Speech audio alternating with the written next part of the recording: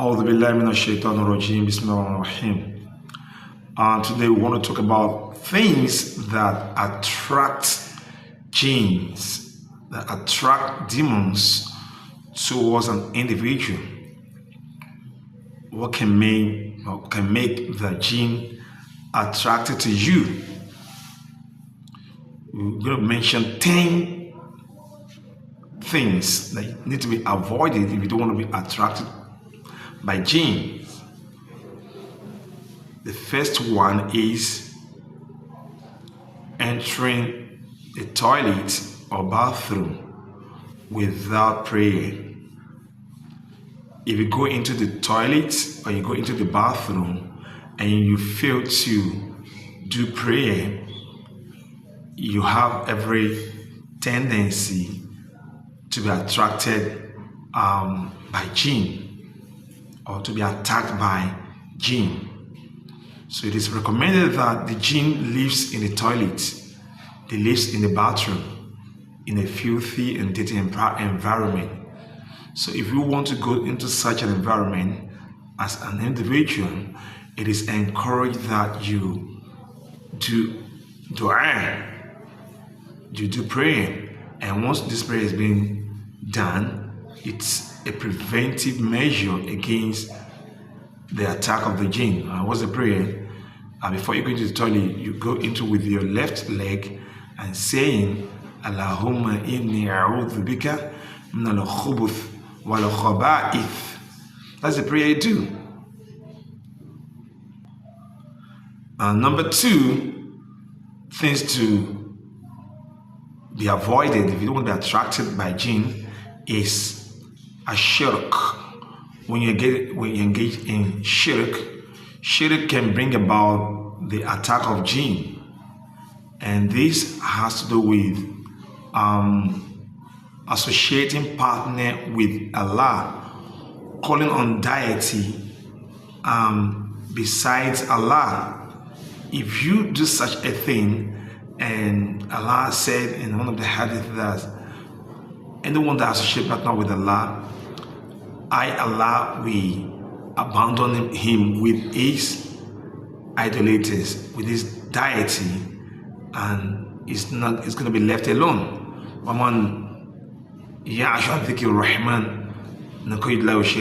Whoever turns away from Allah, we shall set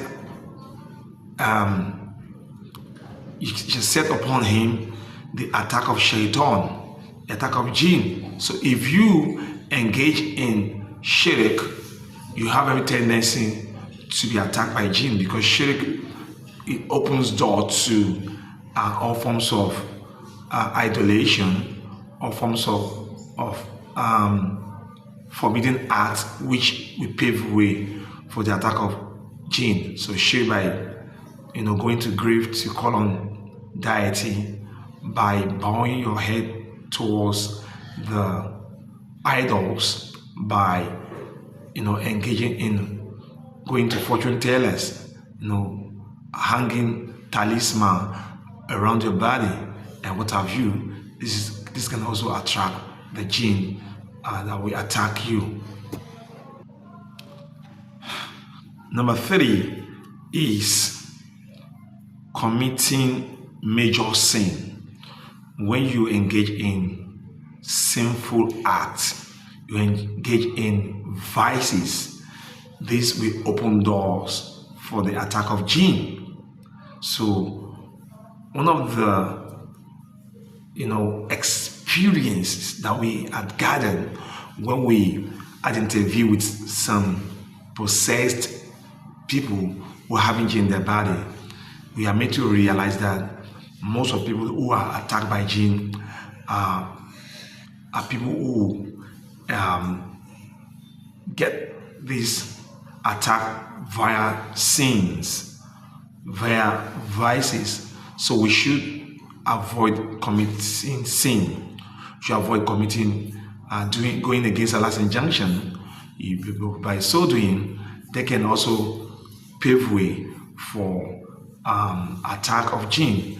And what are the sins that is those things that we all know by consumption of haram, by like consumption of alcohol, fornication, pornography, telling lies, clubbing, and what have you. All of these are sin.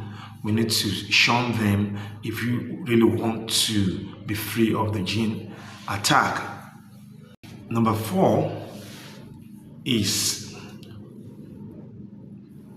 when you're not doing adhkar, when you're not doing prayer.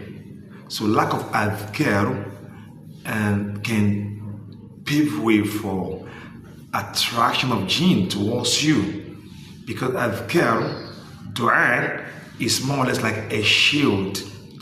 It's more or less like a barricade. So when you don't do prayer, you don't do adhkar, your daily adhkar, that will weaken your protective shield and can easily make the jinn to be attracted to you, and by launching the attack towards you. So that is why it is very pertinent and it's very encouraging that Muslims should always engage in adhkar, daily adhkar, the mathurat. So we have the adhkar for protection, like a sort of Ayat al-Kursi, Surah al-Falaq, Surah al-Nas, Surah al-Ikhlas. The Muslims should do them on daily basis, and other sunnah adhkar that will prevent you from the attack of shaitan and jinn. Number 5 things that can also bring jinns towards human being is music and pornography. So when you listen to music a lot and you watch pornographic things, this is a very fast, like wildfire, that can bring jinns so fast, so quick towards an individual, and this will make this attack very severe. So we need to avoid music, the instrumental. Though listen to nasheed that doesn't have a musical instrument is still allowed, but in most cases, all these musical songs that are very rampant in society today, we need to avoid them, and need to avoid pornography. This we bring about the attack of jinn on an individual.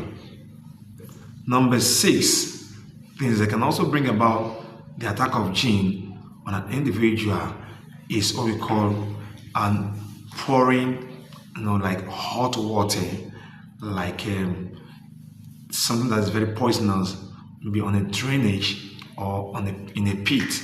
Like for example, now you have an hot water in your hand and you want to dispose it. You need to add like cold water to that hot water so that it will cool down.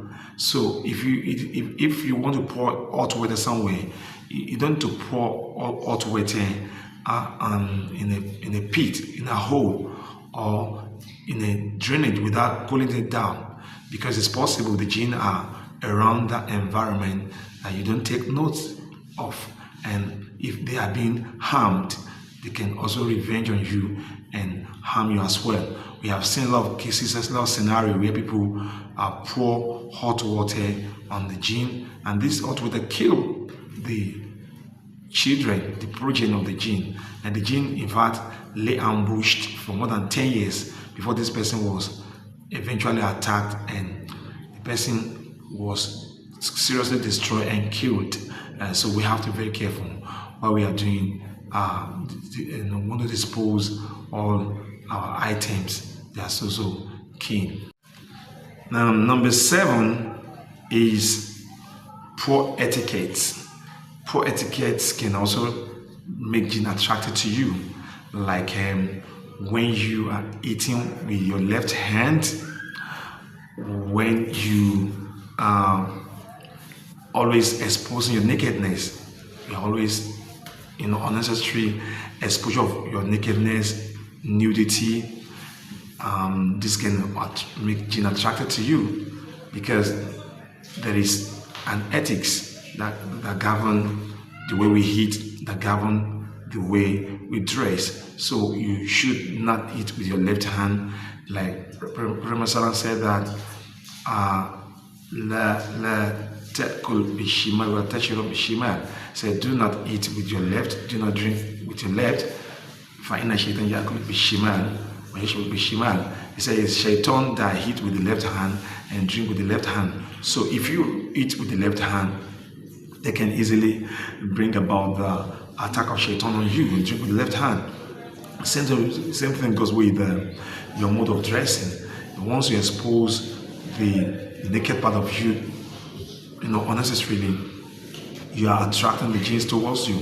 But there are certain jinns who are, out there looking for aura. That means naked part of both male and female, and this will make them to launch an attack on you when you expose yourself to them. And then number 8 is when somebody is just enter an abandoned place, a place that's abandoned for a very long time, a very long period. If you go into the environment, such may be like an abandoned building, abandoned structure, abandoned surrounding for couples of years. If you are going to such environment, you need to do prayer, you need to do dhikr, adhkar, so that you are not a victim of jinn attack. So all of this because the jinn like to stay in a very secluded and then abandoned environment. So they like to stay in such a place. When you go there, it's more or less like you are trespassing the boundary. So when you are going to such an environment, you need to do dua, to do prayer, to be safe from their influence. Number 9 is poor sleeping ethics. When you want to go to bed in the night, or anytime you want to go to bed, there are things we need to do before we go to bed, before we sleep. If you don't do those necessary things before you go to bed, according to Islamic prescription, the jinn can launch attack on you. For example, Prophet said that every night before you go to bed, the jinn will come to you and we say to you that this night is very long, sleep off and never wake up, so that you miss your salah, and when you start your day is not going to be very okay for you. That is why it's very essential for a Muslim that if you want to go to bed in the night, it's recommended that you do Ayat al-Kursi, you do Surat al-Falaq, Surat al-Ikhlas, Surat al-Nas, and blow it on your palm. Then you used to rub the whole of your body before you go to bed at the night. When you're able to do this, you'll be safe completely from the influence and the attack of jinn. And this is what is recommended by Islam.